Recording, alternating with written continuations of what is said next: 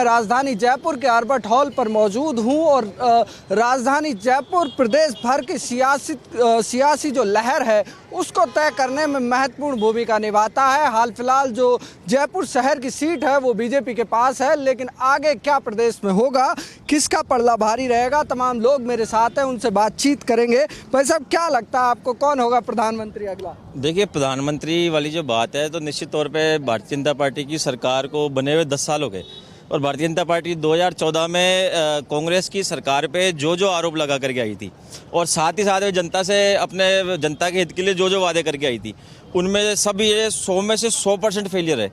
आप देखिए, इन्होंने उस समय कांग्रेस की यूपीए सरकार थी, उस पर इन्होंने ना भ्रष्टाचार का आरोप लगाया। इन्होंने उस समय जो है संवैधानिक संस्थाओं को आगे करके कि कभी सीएजी कोल स्कैम पे बोल रही है, कभी है ना 2G स्कैम पे बोल रही है। बाद में न्यायालयों ने सबने जो है सब मामलों में बरी किया और कांग्रेस पार्टी के खिलाफ ये जो भी आरोप लगाया था उसमें से एक भी आरोप साबित नहीं कर पाए।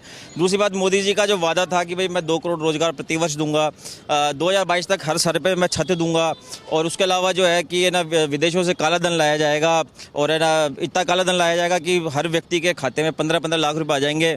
इनकम टैक्स से मिडिल क्लास को निजात मिलेगी। इस तरह के जो तमाम जितने भी हवाई वादे थे, झूठे वादे थे, उनमें एक भी वादे पर ये कहीं पे भी अगर तो इन्हीं मुद्दों पे चुनाव होगा इस बार। कुछ और भी लोग मेरे साथ हैं, उनसे भी बातचीत करेंगे। क्या लगता है इस बार क्या मुद्दे रहेंगे लोकसभा के?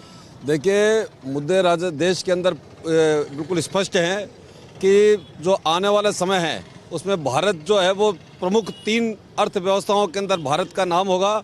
और आज पूरे वर्ल्ड के अंदर जिस प्रकार से भारत एक मजबूत महाशक्ति के रूप के अंदर उभर के आया है, तो हमको वो समय याद है जब देश का प्रधानमंत्री जब विदेशों में जाते थे तो वहाँ के अखबारों के 8वें पन्ने पे सबसे अंत में 2 लाइन लिखी होती थी कि भारत के प्रधानमंत्री आ रहे हैं। और आज विश्व का कोई भी देश, बड़े से बड़ा, चाहे वो अमेरिका हो, चाहे वो रूस हो, चाहे वो जापान हो, कोई भी देश हो, बड़े से बड़ा देश जो है वहाँ के राष्ट्राध्यक्ष और वहाँ के शासनाध्यक्ष जो है वो भारत के प्रधानमंत्री के लिए लाल कारपेट बिछा करके उनको स्वागत करते हैं।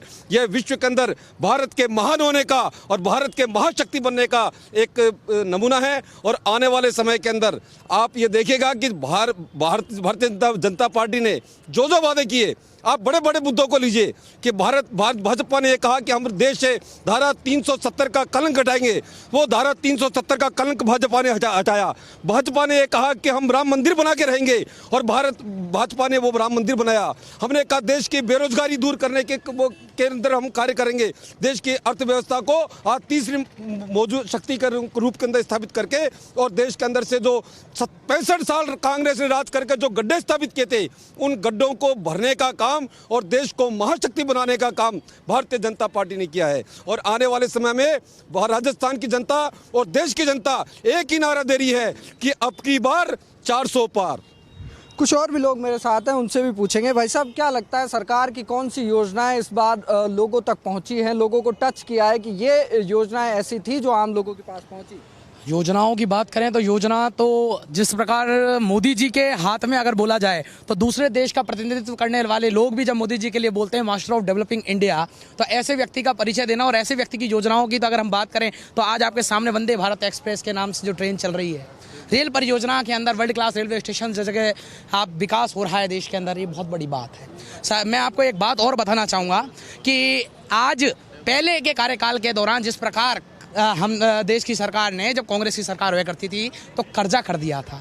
एक कहावत है, बोलते हैं कि यावत जीवेत सुखम जीवेत ऋणम कृत्वा घृतम पीवेत, कि जब तक जियो सुख से जियो, कर्जा करके घी पियो। ऐसी भावना को लेकर अब तक कांग्रेस की सरकार ने जो काम किया, तो 5 साल तो मोदी जी ने, भाजपा की सरकार ने, भारतीय जनता पार्टी की सरकार ने उन गड्ढों को भरा। लोकसभा चुनाव फिर से करीब है, किस तरीके से देखते हैं प्रधानमंत्री नरेंद्र मोदी को तीसरी बार क्या प्रधानमंत्री वापस बनाएंगे और कितना फैक्टर पड़ेगा, कितना जोर लगेगा आपकी बार? देखिए, पिछले 10 साल से देश के प्रधानमंत्री नरेंद्र मोदी जी लगातार देश के गरीब लोगों के लिए, देश की महिलाओं के लिए अच्छा काम किया है, जिसके अंदर गरीब परिवारों को गैस का चूल्हा मिला और उसके बाद परिवारों की महिलाएं उस धुएं से छुटकारा मिला। उसके अलावा उन गरीब परिवारों को घर मिला जो कभी झोंपड़ियों के अंदर बरसात में पानी में भीगते थे। आज वो गरीब परिवार सहज महसूस कर रहे हैं और देश के प्रधानमंत्री को तीसरी बार सरकार में लाने के लिए प्रतिबद्ध हो रहे हैं।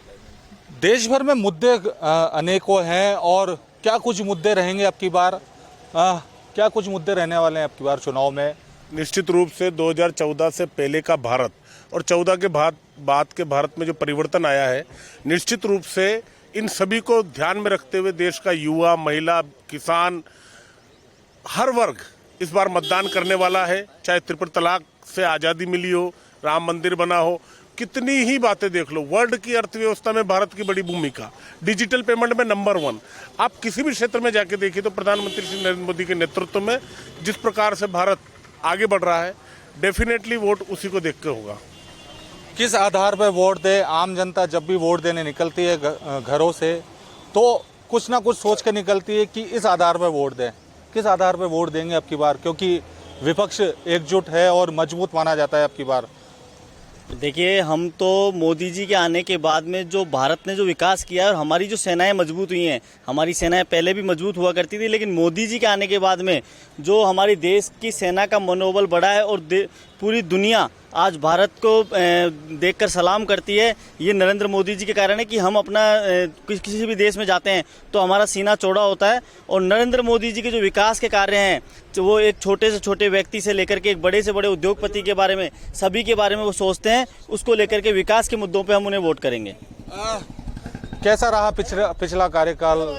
जो 2 कार्यकाल रहे प्रधानमंत्री नरेंद्र मोदी के, अच्छे रहे, औसत रहे, काफ़ी अच्छे रहे? किस तरीके से देखिए, बहुत गौरवशाली इतिहास रहा है 10 वर्षों का प्रधानमंत्री नरेंद्र मोदी जी का। जो भारत देश की जो कुरीतियाँ थी, जिनसे भारत देश पिछड़ रहा था, धारा 370 को नरेंद्र मोदी जी ने हटाया। एक राम मंदिर का विवाद था, उस विवाद को ख़त्म किया और देश आज पूरे उत्साह के साथ, जिस तरीके से देश में एक दिवाली का पर्व की तरह दूसरी दिवाली राम मंदिर के स्वागत की गई थी। आत्मनिर्भर भारत को मोदी जी ने बढ़ाया है। युवाओं की बेरोजगारी को दूर करने का काम प्रधानमंत्री नरेंद्र मोदी जी ने किया है। तो निश्चित तौर पर प्रधानमंत्री जी तीसरी बार अपनी सरकार बनाएंगे। क्या इस बार मोदी फैक्टर काम करेगा? और विपक्षी दल में सबसे मजबूत नेता कौन है? कौन सी पार्टी मजबूत है अब की बार? क्या कहेंगे? जहाँ तक आपने बात कही विपक्षियों की, मैं आपको कहना चाहता हूँ ये एक जो भ्रष्टाचारी जो लोग थे उनका एक ये गैंग बन के विरोधी के रूप में काम कर रही है।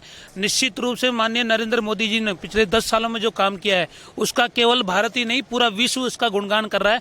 आप ये देखिए 2014 से पहले जब देश के प्रधानमंत्री विदेशों में जाते थे तो उनकी क्या स्थिति होती थी, और आज जब हमारे देश के यशस्वी प्रधानमंत्री नरेंद्र मोदी जी जब विश्व में जाते हैं तो उनका डंका पूरे विश्व के अंदर माना जाता है। वहीं पाकिस्तान और बांग्लादेश जैसे और चीन जैसे देश भी हमारे को आंख दिखाने का काम 2014 से पहले करते थे। तो हमारी जो आंतरिक सुरक्षा है उसके अलावा बाह्य सुरक्षा है, दोनों को मजबूत करने का काम मोदी सरकार ने किया है।